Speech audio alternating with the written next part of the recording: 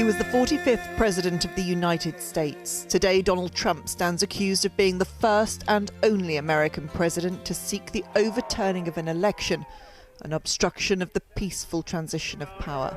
We beat him 4 years ago. He is now subpoenaed to testify to the January the 6th committee, to explain in his own words what part he played in that day. The subpoena is addressed to Donald J. Trump, 45th President of the United States. The accompanying letter from the committee says, "We've assembled overwhelming evidence, including from dozens of your former appointees and staff, that you personally orchestrated and oversaw a multi-part effort to overturn the 2020 presidential election and to obstruct the peaceful transition of power." It goes on to accuse the former president of purposefully and maliciously disseminating fraud, of trying to corrupt officials, and of corruptly pressuring the vice president.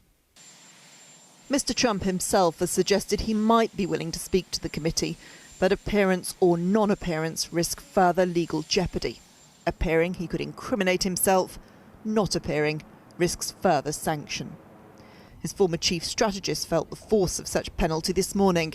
Steve Bannon sentenced to 4 months in prison for defying a subpoena from the committee. He avoided immediate custody, pending an appeal.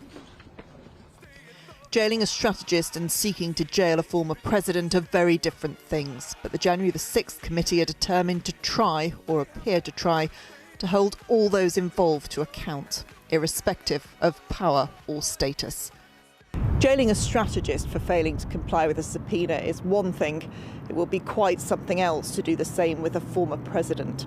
However, the January the 6th committee is determined to make clear that it plans to pursue all those they believe were involved in the events of that day. Emma Murphy, News at 10 in the United States.